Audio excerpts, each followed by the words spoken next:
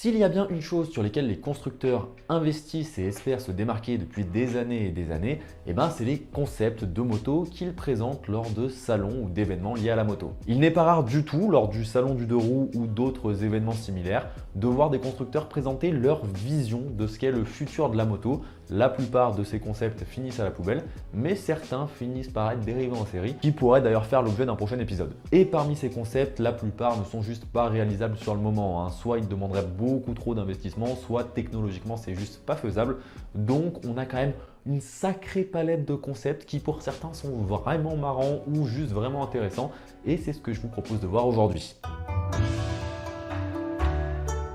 Bonjour à tous, c'est Coxis et bienvenue dans cette nouvelle vidéo qui instaurera peut-être une nouvelle série, j'en sais trop rien. L'idée aujourd'hui c'est de se faire rêver, c'est d'essayer d'aller voir dans le futur à quoi pourrait ressembler la moto et de voir un petit peu toutes les bizarreries qu'ont pu nous présenter les constructeurs, pour certaines vraiment intéressantes et vraiment sympas et pour d'autres juste ridicules et qui pourtant pour certaines se sont même déclinées en série. Et j'ai dû faire une sélection pour cet épisode, donc si le concept vous plaît, n'hésitez pas à me le dire en commentaire. J'ai plein d'autres concepts de moto qui sont super drôles, super intéressants, bref, dont on pourrait parler, donc pourquoi pas faire un épisode 2. Et pour commencer à se mettre dans le bain, on va parler d'un concept où le constructeur s'est complètement planté sur sa vision de la mobilité. Ils seront même quand même allés jusqu'à le faire en série. On va même pas parler d'une moto, mais d'un scooter.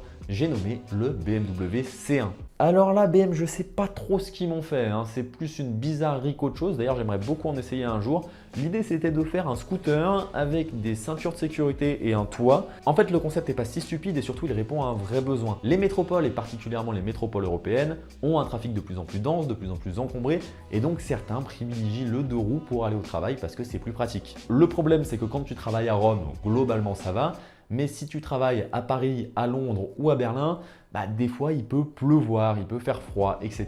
Et c'est pas terrible le deux roues dans ces conditions. Et BMW avec le C1 voulait répondre à ces besoins, avoir un véhicule qui soit aussi agile qu'un deux roues, mais où on soit aussi bien protégé qu'avec une voiture. Bon alors autant pour la sécurité et l'intégrité de votre corps pour pas arriver mouillé au travail, ça marchait plutôt bien, autant pour tout le reste c'était pas fou. Déjà niveau sécurité globale, si jamais vous tombez avec le C1, certes c'est homologué comme ça, mais les crash tests étaient juste déplorables. Vaut mieux être éjecté du véhicule que d'être attaché dedans et râpé contre le sol, c'est vraiment pas à faire. Pour vous dire, même BMW conseillait de ne pas s'attacher dans le C1 et de quand même mettre un casque, parce que oui, du coup c'est homologué sans casque. Bon, et puis sans parler de ça, vous avez beau avoir un toit, le froid vous pouvez quand même le ressentir même si vous n'avez pas le vent.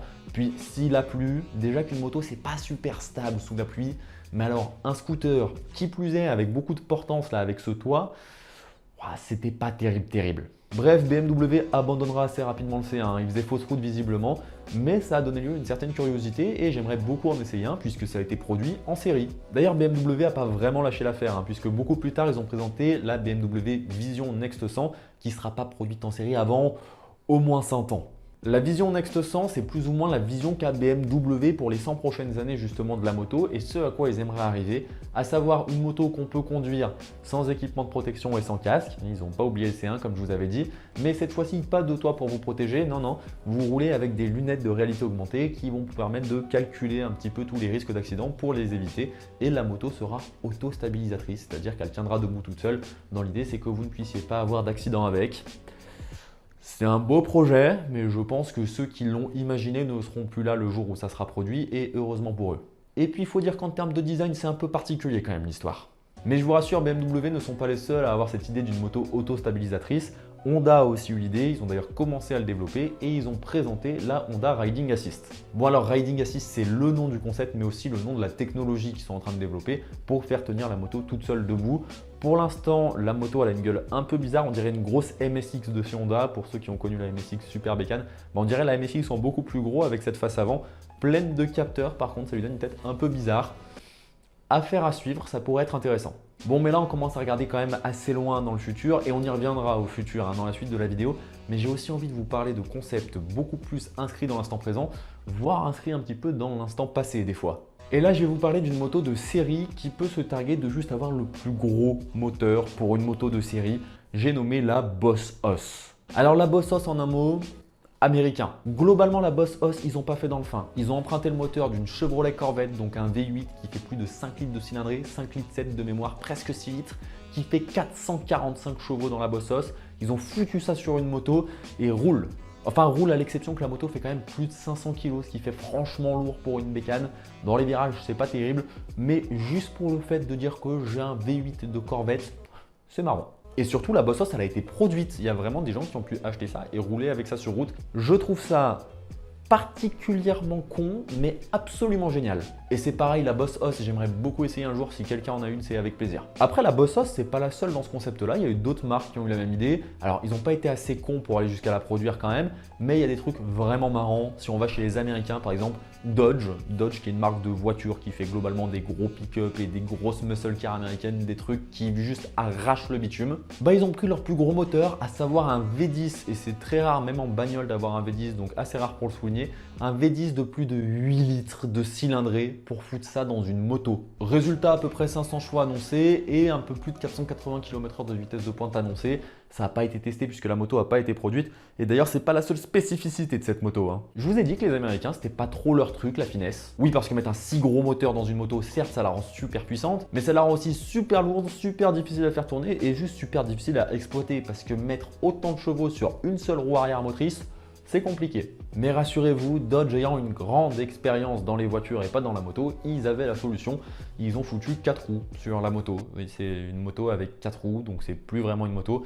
En fait, ils ont juste fait une voiture décapotable qui se conduit avec un guidon dans un sens. Bref, c'est complètement con, c'est complètement américain, ça verra probablement jamais le jour parce qu'en termes de normes, de pollution, etc., je vois pas comment c'est possible, mais c'est quand même super excitant de se dire qu'il y a des mecs qui ont l'idée de faire ça, qui ont l'envie de faire ça, et si un jour ça sort, qu'est-ce que j'aimerais pouvoir essayer ça? Connaissant les Américains, je suis à peu près sûr que ça sera inconduisible, hein, mais qu'est-ce que ça doit être drôle. Bon après, je vous rassure, les Américains, c'est pas les seuls à faire ce genre de petites blagues.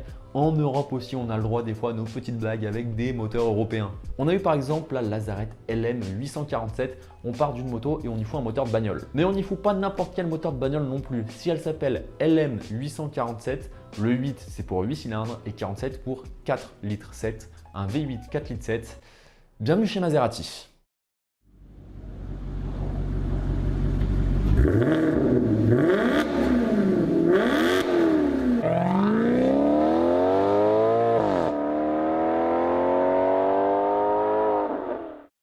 Un moteur purement italien qui chez Maserati chante comme jamais. Un moteur qui n'est plus en production parce qu'il polluait trop, donc ça ne sortira jamais, mais c'est pas grave parce que c'est cool quand même. Et vu que vous vous en doutez, si ça sortait un jour, ça serait inexploitable. Eux aussi, ils ont décidé d'y foutre 4 roues. Oui, les mecs qui partent de moteurs de bagnole, visiblement, ils n'ont pas compris qu'en moto, on avait que 2 roues. Que voulez-vous que j'y fasse? Mais pareil, juste pour le fait de dire que j'ai un V8 de Maserati avec moi et qui plus est un V8 Maserati qui chante très très bien, c'est cool. Et d'ailleurs, en parlant de trucs qui ont un petit peu trop de roues, mais cette fois il va falloir aller un petit peu plus dans une vision futuriste, Kawasaki nous avait présenté le J-Concept. Alors c'est une sorte de moto avec 3 roues qui a un cadre plus ou moins modulable pour pouvoir changer la position de conduite et la manière dont on va conduire la machine. C'est un petit peu bizarre, je vous mettrai des images parce que c'est compliqué à expliquer. Bon alors on est chez Kawasaki, donc le design, il ne faut pas trop en demander non plus, hein. Ça reste du bon gros design Kawasaki bien lourd, bien futuriste. Et pour ce qui est du concept, une moto qui peut à la fois être sportive quand on en a envie et un petit peu plus détente, confort quand on veut. Oui, c'est pas mal, c'est un petit peu la philosophie du trail sportif poussé au maximum. Pourquoi pas, on verra si ça sort un jour ou pas. D'ailleurs, Kawasaki, même si j'aime pas trop cette marque, faut bien leur reconnaître qu'ils sont plutôt bien tournés vers l'avenir et ont envie de faire évoluer les choses. Et ils ont présenté assez récemment, ils ont sorti surtout assez récemment, la Kawasaki Ninja 7 hybride. Alors l'idée c'était de partir d'un modèle existant, donc la Kawasaki Ninja 500 de mémoire, celle qui vient juste de sortir, et d'y ajouter une petite batterie comme en voiture pour en faire un véhicule hybride. Elle a une petite autonomie en full électrique qui permet de rouler en full électrique en ville par exemple. Mais par contre, dès lors que vous commencez à attaquer un petit peu avec, et bien à ce moment-là, elle passe en thermique et vous avez un petit bouton boost pour activer le moteur électrique et gagner quelques chevaux pendant 5 ou 6 secondes. Ça doit être assez particulier quand même d'être sur une moto hybride puisque c'est une boîte automatique, alors avec des vitesses qui peuvent se passer à la main et plus au pied. Bref, je suis pas forcément convaincu, mais il faut reconnaître que Kawasaki font l'effort et pour ça, franchement, c'est pas mal. Bon, et si quelqu'un en a une à me prêter pour que j'essaye, pourquoi pas, faudrait pas mourir con non plus. Ce qui est bien dans cet épisode, c'est qu'on voit qu'il y a des philosophies différentes en fonction des pays, hein. Globalement, les Américains, eux, c'est on prend des gros moteurs, de grosses voitures pour les foutre dans des motos, même si niveau pollution et tout, bon, c'est américain globalement. Et côté japonais, on se tourne plus vers l'avenir en essayant de proposer des solutions, en tout cas des visions de l'avenir. On a parlé de Honda, on a parlé de Kawasaki. Il manque une marque japonaise qui elle aussi essaye de faire des choses, j'ai nommé Yamaha. Et chez Yam, ils nous ont sorti un concept conceptuelle, la Yamaha Motoroid. Bon alors déjà au niveau du design, je vous laisse vous exprimer parce que moi je suis dubitatif là, je sais pas trop quoi dire. Mais au-delà du design, ce que ce concept veut proposer, c'est de nouvelles technologies qui arriveraient. Notamment le fait que la moto reste debout toute seule, mais ça globalement on l'a vu, ils sont pas les seuls. Mais aussi mettre un petit peu de reconnaissance faciale, un petit peu d'intelligence artificielle pour que la moto puisse vous reconnaître, venir vous chercher. Bientôt elle pourra aller chercher les gosses à l'école, j'espère aussi, parce qu'il va falloir y aller. Ah oui, c'est vrai, j'ai pas de gosse. Bref, c'est peut-être le concept qui est le moins excitant à mon sens de ceux qu'on a vus, mais bon, Yamaha essaye de faire son trou aussi au niveau des concepts.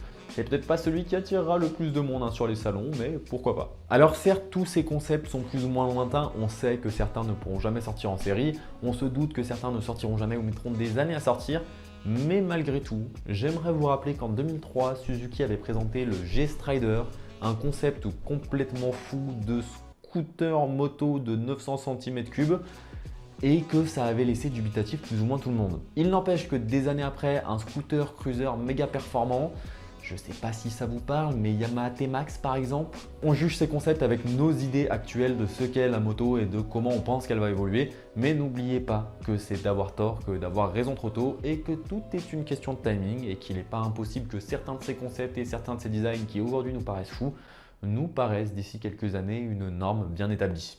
Voilà, j'avais encore plein d'autres concepts dont on aurait pu parler, il y en a qui seront sans doute coupés au montage, mais là ça fait plus d'une heure que ça tourne, donc ça commence à être un petit peu fatigant, la caméra commence à me dire qu'elle a plus de batterie, on va s'arrêter là pour cette vidéo. S'il y a d'autres concepts dont vous aimeriez que je parle, n'hésitez pas à le mettre dans l'espace commentaire. Si ce format vous a plu, ça change un petit peu, n'hésitez pas aussi à me le dire. Vous pouvez me récompenser avec un petit pouce bleu, vous pouvez vous abonner à la chaîne, c'est gratuit et ça me soutient vraiment, vraiment. Et si jamais ça vous tente, en description, vous aurez tous mes réseaux, dont mon Instagram. C'est là-bas que je suis le plus actif et surtout là-bas où je vous réponds le plus.